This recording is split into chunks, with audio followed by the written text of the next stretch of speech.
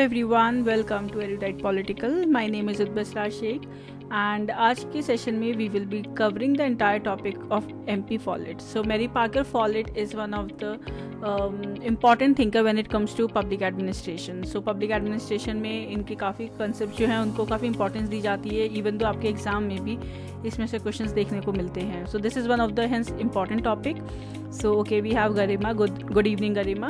So we will be starting with Mary Parker Follett. So in today's class we will be covering the entire theory of Mary Parker Follett. तो सबसे पहले अगर MP Follett की बात करें तो the first thing that you should know that MP Follett is the one who is regarded as a bridge between classical approach and human relations approach in an organisation. क्योंकि जैसे आप लोगों को पता है, जो हमने प्रीवियस लेक्चर्स में कंप्लीट करा था वो थी हमारी क्लासिकल अप्रोचेस, ठीक है। और वो क्लासिकल थिंकर्स थे, गलेक, अर्विक, मूने, रीले, हेनरी फेयोल, ठीक है। अब ये है इनका एक middle ground sort of thing है, ठीक है, ना ही ज़्यादा एक्सट्रीमिस्ट दोनों एंड पे नहीं है। So she is trying to build a bridge between the classical approach, उसके कुछ features in organisations and also her importance to human relations behaviour as well. So yes, she is regarded as a bridge between the classical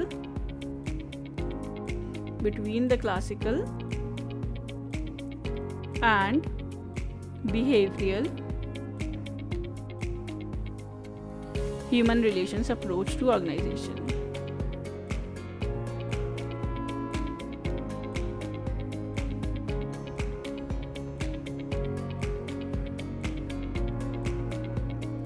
organisation, ठीक है।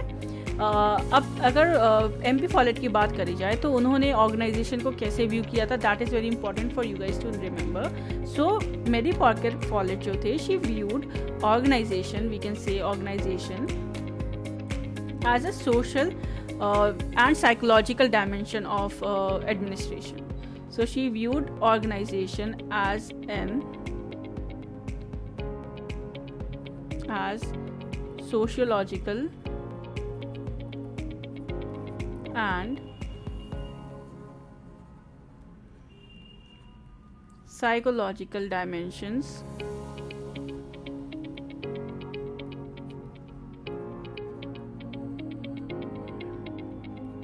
Of administration. चाहे administration की बात करी जाए, चाहे मैनेजमेंट की बात करी जाए, तो बेसिकली इन्हें ऐसा क्यों कहा जाता है कि इन्होंने ये एक गैप को ब्रिज करा है between the classical and the behavioural human relations approach, because she was the one जिन्होंने एक ह्यूमन डायमेंशन दी थी ऑर्गेनाइजेशन को।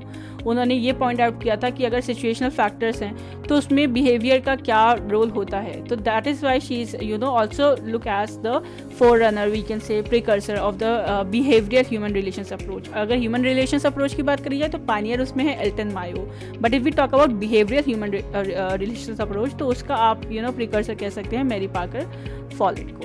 So yes, apart from that, another important thing that you should know is that कि जो Mary Parker Follett थी, she criticise the classical theory of administration, ठीक है। और उन्होंने क्लासिकल थ्योरी ऑफ एडमिनिस्ट्रेशन जो बहुत बेसिक पॉइंट पे जिसे क्रिटिसाइज करा जाता है मैकेनिस्टिकल अप्रोच के ऊपर, उसी बेसिस पे इन्होंने उसे क्रिटिसाइज करा था. That she criticized classical theory of administration on the basis of its mechanical approach, and also classical theory of administration था उसने ना social aspect, psychological aspect एक human के उसको neglect कर दिया था completely, ठीक है. So yes, that is another point of criticism by Mary Parker Follett, that she criticized administration for mechanistic approach and for neglecting the socio-psychological dimensions of organizational behavior. Now another important thing that you should remember when we talk about Mary Parker Follett is her major works. आपके exam में भी काफ़ी बार पूछा गया है, so you should know what are their major works and उनका chronological order. So yes, if we talk about her major works, so the first one is the Speaker of the House of Representatives. The Speaker of the House of Representatives, ठीक है. It was published in 1896. Then the second is the New State. So it was published in 1920. Then the third is Creative Experience.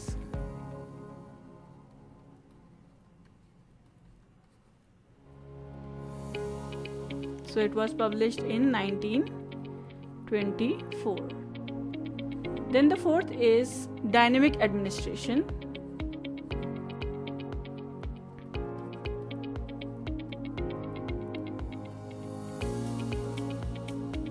It was published in 1941.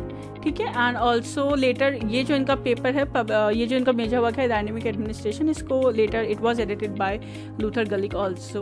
So yes, now जो various concept हैं about related to Mary Parker Follett will discuss one by one. तो सबसे पहले discuss करते हैं her stand on the concept of conflict and integration. So yes, what was her argument when it comes to conflict in an organization and how to manage these conflicts. So conflict and integration. So देखिए, when it comes to conflict and integration, so जो folate की उन्होंने बहुत clearly बोला था कि चाहे कोई भी ऑर्गेनाइजेशन हो, कॉन्फ्लिक्ट्स ना हो ऐसा पॉसिबल ही नहीं है. तो सबसे पहला इनका मेजर स्टैंड यही था कि जो कॉन्फ्लिक्ट्स होते हैं they are inevitable. Conflicts are inevitable, कि ये रहेंगे. अब आपको कैसे इनसे डील करना है, that is the issue. Because एक ऑर्गेनाइजेशन में बहुत सारे लोग काम कर रहे होते हैं और सबके इंडिविजुअल पॉइंट ऑफ व्यू होते हैं. तो because of the individual differences, conflicts in an organisation are must, they are inevitable, but it's you that how you have to deal with these conflicts. So conflicts in an organization are inevitable due to individual differences.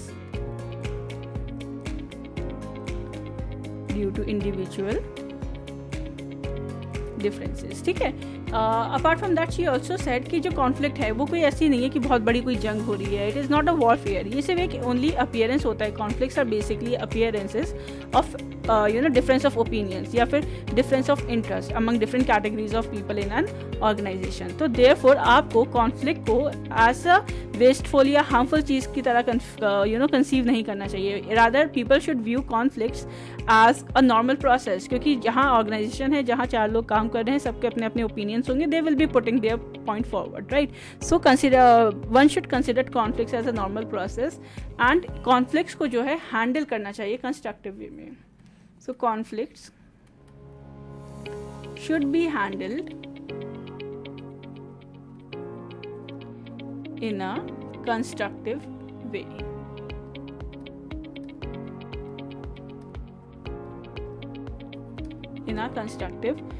अब constructive way में conflict को handle करना चाहिए. तो यही इधर से इनका जो कंसेप्ट है वो प्रपाउंड होता है, बहुत famous, that is constructive conflicts. इसी सेम लाइन को आप कोट भी कर सकते हो. So she was the one who propounded the concept of constructive conflicts. ठीक है. So I hope this is clear, क्योंकि उन्होंने कॉन्फ्लिक्ट्स को व्यू करा था एज अ पॉजिटिव अप्रोच. ठीक है, रादर देन आप उसे एक हार्मफुल या फिर कुछ मीनिंगलेस प्रोसेस समझा जाए. तो अगर एक ऑर्गेनाइजेशन है, उसमें बहुत सारे लोग काम करते हैं, सबका डिफरेंस ऑफ ओपिनियन होता है, उस डिफरेंस ऑफ ओपिनियन में हाई चांसेस होते हैं कि उनके पॉइंट ऑफ व्यू की वजह से कॉन्फ्लिक्ट हो उस ऑर्गेनाइजेशन में. तो चाहे कोई भी ऑर्गेनाइजेशन हो, कॉन्फ्लिक्ट हर एक ऑर्गेनाइजेशन में होगा, बट उन कॉन्फ्लिक्ट्स को आपको कंस्ट्रक्टिव वे में डील करना है. एंड इधर से इनकी थ्योरी जनरेट होती है, that is the theory of constructive conflicts. So ना व्हाट दिस थ्योरी सजेस्ट, कि इनका जो अब इस थ्योरी में बेसिकली इन्होंने ये बताया है कि 3 तरीके से आप कॉन्फ्लिक्ट्स को एड्रेस कर सकते हो, रिजॉल्व कर सकते हो एक ऑर्गेनाइजेशन में. और उसमें से फिर उन्होंने बेस्ट वे बताया कि बेस्ट वे क्या होता है उन तीनों तरीकों से कि आप कॉन्फ्लिक्ट्स को रिजॉल्व करें. क्योंकि अगर उस तरीके से आप रिजॉल्व करेंगे कॉन्फ्लिक्ट को, तो आपकी कॉन्फ्लिक्ट जो है वो ऑर्गेनाइजेशन को बेनिफिट ही करेगी रादर देन उसे अनस्टेबल बनाएगी. So that is about her concept of constructive conflicts. ठीक है. So now Mary Parker Follett जो थे, उन्होंने 3 वेज सजेस्ट करे थे, 3 ways for you can say resolving conflict in an organization.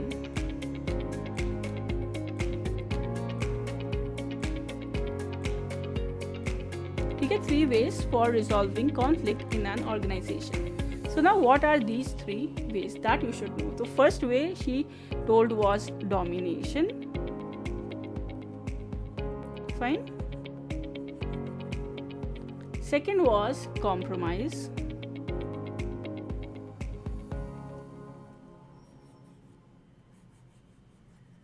And third was integration.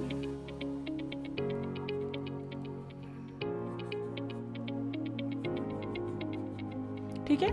So what are these way, how does these works? See, when we talk about the first one, that is domination. ठीक है. सो domination में क्या होता है कि एक अगर दो लोगों के बीच में कॉन्फ्लिक्ट है तो एक इंसान जीत जाएगा, एक इंसान हार जाएगा. जो ज़्यादा पावरफुल है इन टर्म्स ऑफ पोजीशन और what ever thing, he will dominate the other person. तो एक तो ये तरीका होता है, आप कॉन्फ्लिक्ट्स को सॉल्व आउट कर लो, दोनों में से एक को किसी को जिता दो और जो ज़्यादा डोमिनेटिंग नेचर का है, जिसके पास ज़्यादा पावर है. ठीक है. देन सेकेंड है कॉम्प्रोमाइज़ करवा दो कि जो दोनों साइड्स हैं वो अपना कुछ पार्ट जो है सरेंडर कर दें, so that they will come to a middle ground. That is the second way, that is your compromise. ठीक है, कि दोनों लोगों ने अपनी अपनी कोई चीज़ को सरेंडर कर दिया.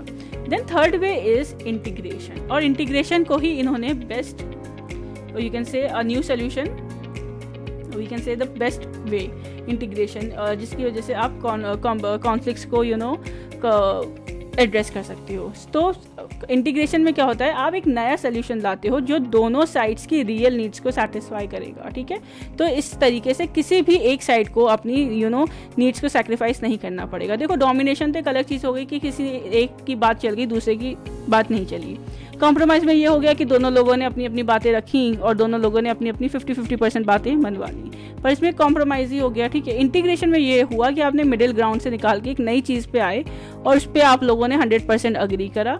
सो इस वे में क्या होगा कि जो दोनों की रियल नीड्स हैं वो भी सेटिस्फाई होंगी, दोनों पार्टीज़ की. Neither any side of the party has to sacrifice anything.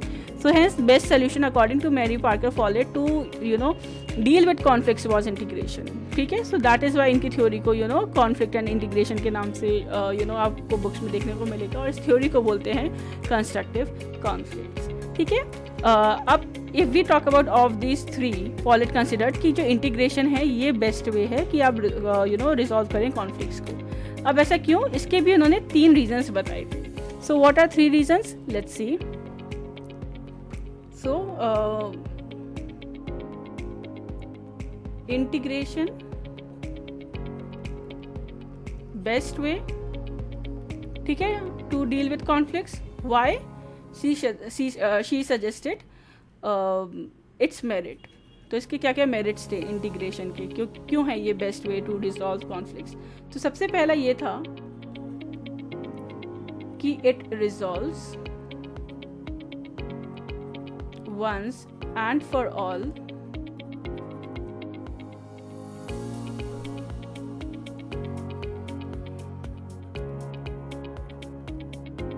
the original conflict as it goes to the root cause of the problem. ठीक है. तो पहला रीज़न इन्होंने ये बताया. सेकेंड रीज़न इन्होंने ये बताया इंटीग्रेशन के पीछे कि इंटीग्रेशन बेस्ट वे है कॉन्फ्लिक्ट्स को डील करने के लिए, क्योंकि it make use of better technique, it makes use of better techniques. ठीक है. And saves time and resources.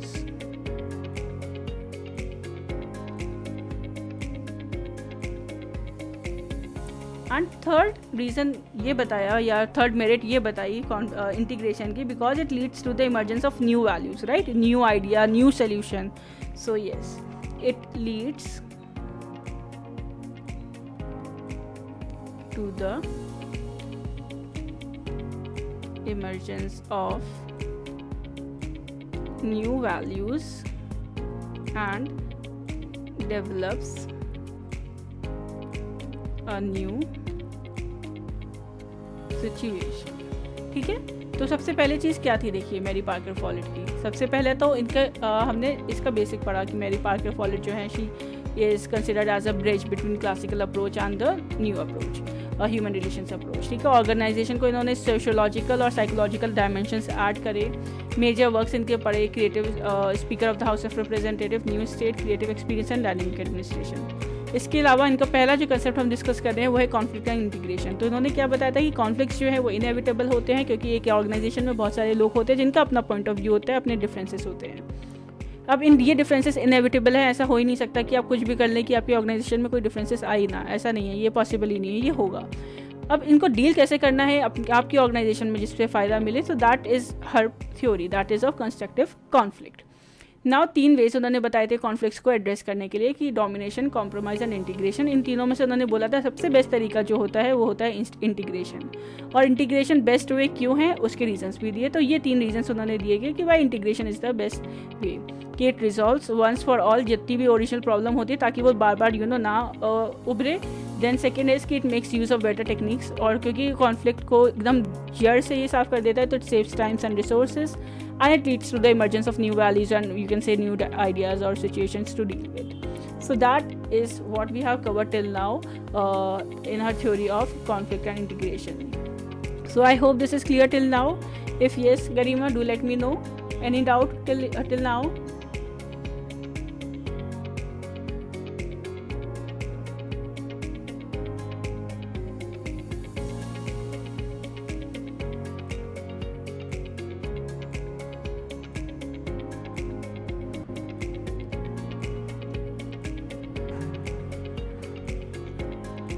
Apart from that Mary Parker Follett ने इसके स्टेप्स भी बताए थे कि इंटीग्रेशन तक आप कैसे आ सकते हैं. कि सबसे पहले जो दोनों साइड्स हैं उनको रिकॉग्नाइज करना पड़ेगा, कि उनकी रियल नीड्स क्या हैं and what are they bringing, why the differences are there, उस चीज़ के बारे में काफ़ी ओपन रहना पड़ेगा.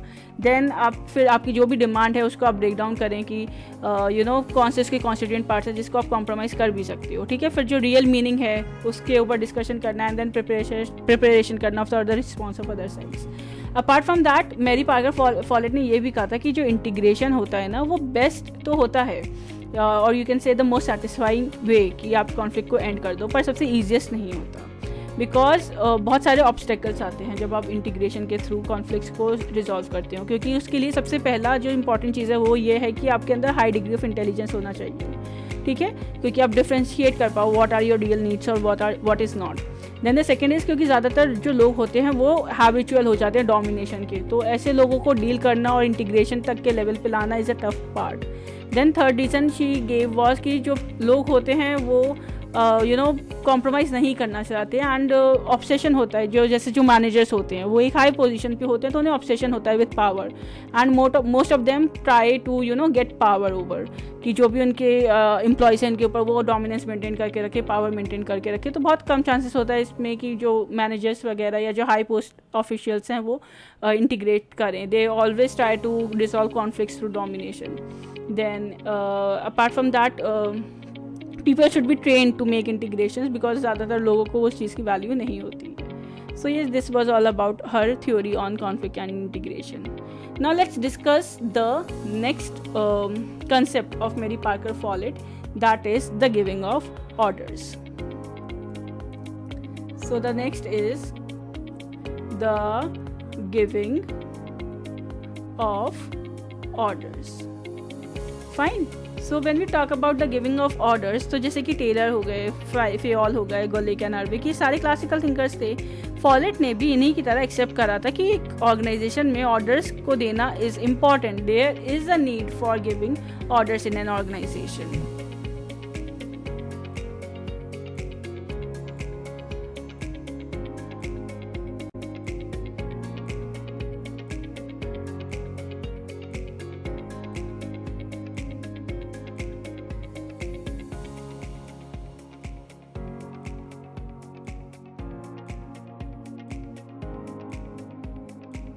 ठीक है, एंड इसके अलावा उन्होंने वेज भी सजेस्ट करे थे कि आप कैसे ऑर्डर्स दे सकते हो. तो उसके लिए उन्होंने 4 स्टेप्स बताए थे for giving orders in an organisation. 4 steps. ठीक है, किस लिए? Giving orders in an organisation. When you are giving orders in an organisation. ठीक है, now what are these 4 ways, so that you should know. So I am writing down all these 4 ways. So the first one is a conscious attitude.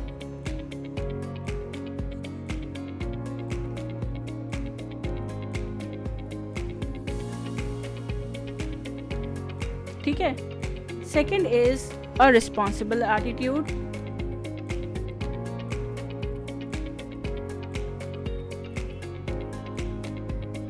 Third is an experimental attitude.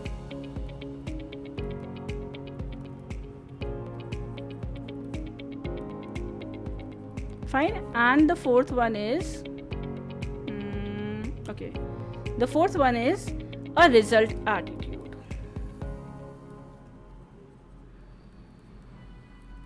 Fine. So now let's discuss the first one, that is a conscious attitude. So conscious attitude का मतलब ये होता है कि आप different principles को जानें and then उसके बाद आप अपने ऑर्डर्स दें. That you should know various principles, that what are you giving orders for, who are capable of, what are your expectations. Then a responsible attitude means कि आप वो प्रॉब्लम्स जो हैं उनको आइडेंटिफाई करो, ठीक है, and then you should become the basis of giving orders. So yes, identify the problems. Then if we talk about experimental attitude, so it means कि आप अपने जो ऑर्डर्स दे रहे हैं उसको एनालाइज करो कि experiments you should make experiments to analyse your success और फेलियर ऑफ ऑर्डर्स, कि अगर आपने किस तरीके से ऑर्डर दिया है वो ज़्यादा अच्छे से काम कर रहा है, किस तरीके से अगर आपने ऑर्डर दिया है वो काम अच्छे से नहीं कर रहा है ऑर्गेनाइजेशन में. So that you have to analyse. And fourth is a result attitude.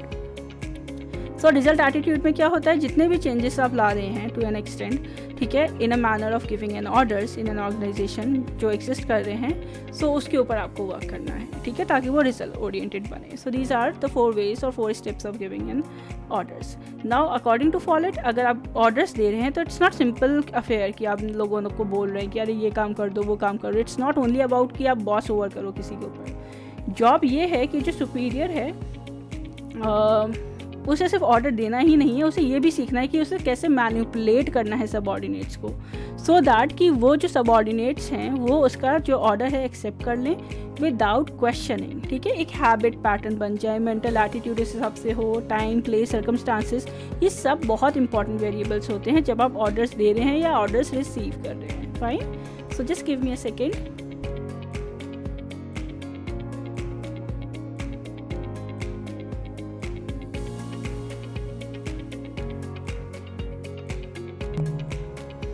या सो द नेक्स्ट इज कि अपार्ट फ्रॉम दैट, एक तो ये चीज़ उन्होंने बोली, ठीक है, कि ऑर्डर्स देना is not only about boss overing. Then second was कि अगर आप वन शुड अवॉइड 2 एक्सट्रीम्स. जैसे कि या तो आप बहुत ज़्यादा सॉफ्ट होकर अपने सबऑर्डिनेट्स को दे रहे हैं कि प्लीज़ प्लीज़ ये काम कर देना, तो हाई चांस होता है कि वो उस चीज़ को सीरियसली ना ले. या फिर आप बहुत ज़्यादा एक्सट्रीम है उस पर बोल रहे हैं कि ये काम तो तुम्हें करना ही पड़ेगा, तो उसमें भी इंसान चिढ़ जाता है. So you have to go into the middle grounds, right? So yes, आपको depersonalize नहीं करना है when you are giving the orders. आपको study करनी है situation, उस हिसाब से चीज़ें करनी है. So yes, apart from that, जो orders होते हैं they should come from actions, ठीक है, not from actions of orders. So yes, this is what her theory again comes to be, depersonalization of orders, की exercise of authority of the situations. So depersonalization of orders is not different from mechanistic approach of classical theories, even though she basically differed them कि जो human dimensions है administration की, आपको उसको थोड़ा दिमाग में रख के चीज़ें करनी हैं. So yes, that was her theory of giving an orders, and इस concept को जाना जाता है depersonalization of orders के नाम से. So yes, लिख लो आप एक बार चाहो तो याद रखने के लिए, depersonalization of ऑर्डर्स, ठीक है. और इसका मेन जस्ट यही है कि आपको सबऑर्डिनेट्स को मैनिपुलेट करना आना चाहिए कि वो विदाउट क्वेश्चनिंग आपके ऑर्डर्स को रिसीव करें. So yes. Then the next concept of Mary Parker Follett is the concept of power, ठीक है, और इनके कंसेप्ट ऑफ पावर को बोला जाता है new concept of power.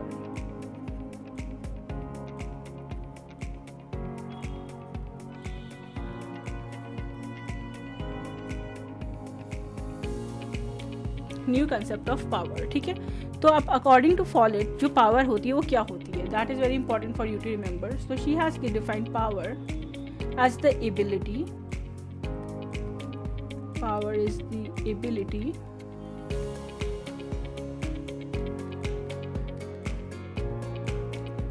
To make things happen, ठीक है, to be a casual agent,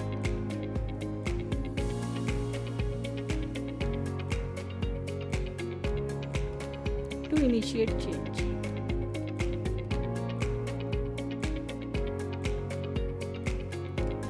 ठीक है. अब इन्होंने पावर के 2 कंसेप्ट्स के बीच में डिस्टिंग्विश करा था. अब वो दो कंसेप्ट कौन से थे, ठीक है। तो पहला था, why I am so bad at drawing anyways, so the first one was power over, second was power with.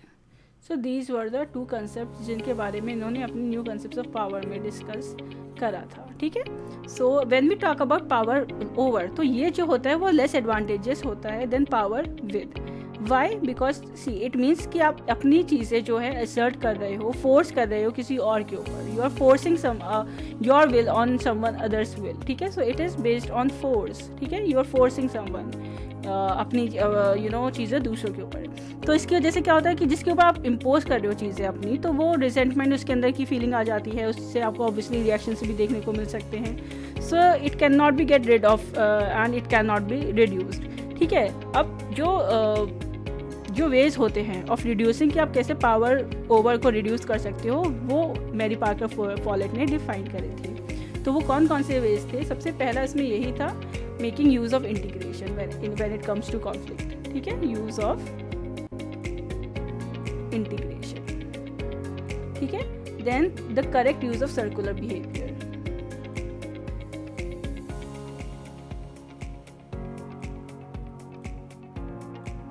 ठीक है। Then the third is the use of the law of the situation, ठीक है। जो folate जो थे उन्होंने ये बोला था कि जो सुपीरियर होते हैं वो पहली बात तो अपनी पावर किसी के साथ शेयर नहीं करना चाहते, और अपने इमीडिएट सबऑर्डिनेट्स के साथ तो बिल्कुल ही शेयर नहीं करना चाहते, बट वो अपनी अपॉर्चुनिटीज़ पावर को डेवलप करने के लिए उन्हें दे सकते हैं। वो इन्हें इंकरेज कर सकते हैं कि वो अपनी एक्टिविटीज़ में इंटीग्रेट करें उन्हें, ताकि वो जॉइंटली डेवलप पावर बना सकें। सो इन दिस वे जो पावर विद होता है that leads to more power, ठीक है, it is more powerful and more advantageous, ठीक है। Then power over, so yes, power with जो है ज़्यादा एडवांटेजेस इसीलिए भी है क्योंकि एक ही सेल्फ डेवलपिंग एंटिटी है, ठीक है। तो इसमें कोऑपरेशन को इनकरेज करा जाता है, प्रमोट करा जाता है सुपीरियर अंडरस्टैंडिंग, ताकि कॉन्फ्लिक्ट्स रिड्यूस हों। सो पावर ओवर जो है वो एक इंडिपेंडेंट पावर होती है which is only use for the benefit of an individual या फिर ग्रुप। वेयरएज़ अगर आप पावर विद की बात करें तो वो जॉइंट पावर होती है जो दो इंडिविजुअल्स या दो ग्रुप साथ में पूल करते हैं ताकि वो एक सेटलमेंट पे आ सके जो दोनों चीज़ों के लिए बेनिफिशियल हो। सो इन ब्रीफ जो पावर ओवर है वो एक आप कह सकते हैं कोएर्सिव पावर है, it is coercive, just give me a second, yeah, it is coercive power, whereas अगर आप पावर विद की बात करें so it is a coactive power। so एक ऑर्गेनाइजेशन में आपको पावर विद का कंसेप्ट जो है उससे ज़्यादा एडवोकेट करना चाहिए rather than coercive power को। so yes, that is what Mary Parker Follett concept was about power, कि पावर ओवर को रिप्लेस कर देना चाहिए with power with. so yes, so this was her new concept of power. Now if we talk about another concept of Mary Parker Follett, that is her theory of leadership, which is very important.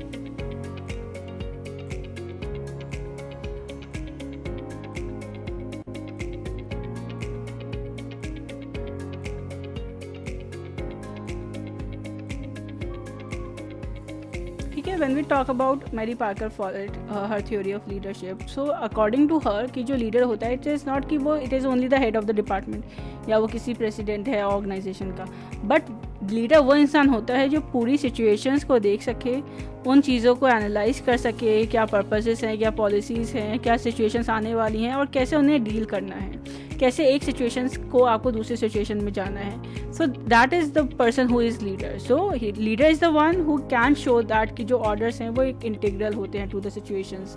So Follett stated कि ऐसे लोग they are not found not only at the top of the organisation but throughout the organisation. Leadership quality ऐसा नहीं है कि जो एकदम top position पे उसी के अंदर है, और भी लोगों के अंदर लीडरशिप क्वालिटीज़ हो सकती हैं। सो फॉलेट ओपाइन दैट कि जो लीडर है वो इन्फ्लुएंस करता है अपने ग्रुप को, बट इन रिटर्न इन्फ्लुएंस होता भी है। That is also a very important point when it comes to theory of leadership by Mary Parker Follett, that leader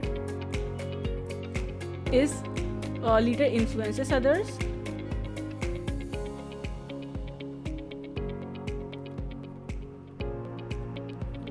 and also get influenced by others.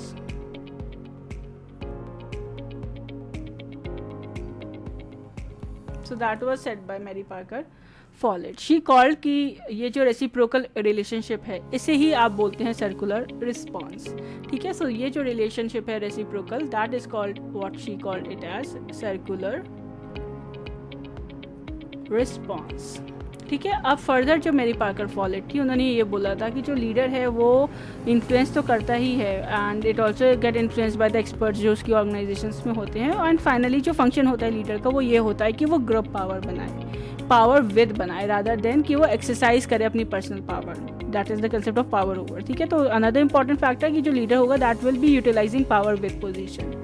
अब Follett ने distinguish करा था 3 types of leadership में. सो वो 3 types of leadership क्या क्या हैं? 3 types of leadership according to Mary Parker Follett. Now वो 3 kind of leadership are, सबसे पहले है leadership of position,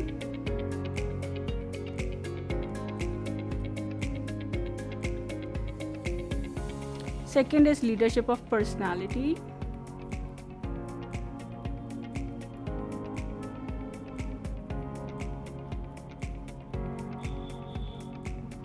and third is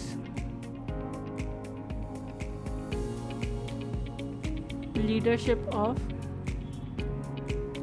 function. तो ये 3 तरीके की लीडरशिप्स इन्होंने बताई हैं. अब when we talk about first one, that is your leadership of position. तो लीडरशिप ऑफ पोजीशन क्या होती है? ये ऐसी लीडरशिप होती है जिसमें जो लीडर होता है वो एक फॉर्मल अथॉरिटी, एक फॉर्मल पोजीशन को अपहेल्ड करता है, होल्ड करता है. सेकेंड है आपकी leadership of personality. Leadership of personality क्या होती है? लीडरशिप ऑफ पर्सनालिटी होती है जिसमें लीडर जो है वो एक फोर्सफुल पर्सनालिटी या पर्सनल क्वालिटीज़ की वजह से वो चीज़ एक्वायर कर रहा है. तो उसकी पर्सनल जो वीकन से पर्सनालिटी है या जो भी उसके अंदर एक क्वालिटीज़ हैं जो लोगों को अपील कर रही हैं, सो that is what it is giving the leadership of personality. Third is leadership of function. तो इसमें क्या होता है? जो लीडर होता है उसके अंदर दोनों चीज़ें होती हैं, पोजीशन भी होती है और पर्सनालिटी भी होती है. तो इस वाले लीडर के अंदर क्या होती है? क्योंकि वो एक हाई पोजीशन पे इसलिए वो लीडर है. इस वाले लीडर में क्या होता है? सेकंड वाले में क्योंकि उसके पास एक पर्सनालिटी लीडरशिप वाली है, तो इसीलिए it is considered as that. But when we talk about leadership of functions, ठीक है, तो इसके अंदर क्या है? इसके अंदर पोजीशन भी है एंड प्लस पर्सनालिटी भी है. ठीक है, तो फॉलेट सेड कि नॉट ओनली दोज पीपल जिनके पास फंक्शंस नॉलेज है वो एक मॉडर्न ऑर्गेनाइजेशन को लीड कर सकते हैं. And apart from that she also viewed कि जो सक्सेसफुल ऑपरेशन होता है एक ऑर्गेनाइजेशन में, तो इट कुड बी फ्लेक्सिबल, कि जो लीडरशिप ऑफ फंक्शन है वो ऑपरेट कर पाए. ठीक है, so yes, now according to Follett जो लीडरशिप होते हैं, जो लीडर होता है उसके बहुत सारे फंक्शंस भी होते हैं.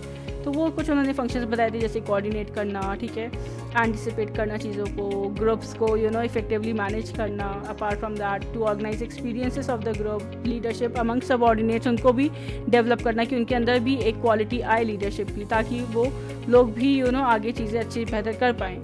So yes, apart from that so these are some of the main concepts of Mary Parker Follett. So yes, another important factor, or we can say concept related to Mary Parker Follett, was that she established a close nexus between planning and coordination. Planning and coordination के बीच में इन्होंने close nexus बनाया था, क्योंकि उन्होंने बोला था coordination जो होता है वो प्रिंसिपल होता है प्लानिंग का, जो प्रीडोमिनेंटली फिगर करता है काम में. तो शी फेल की जो सेंट्रल प्लानिंग होती है वो इम्पोज होती है नेशनल लेवल्स पे ओवर द लोकल लेवल.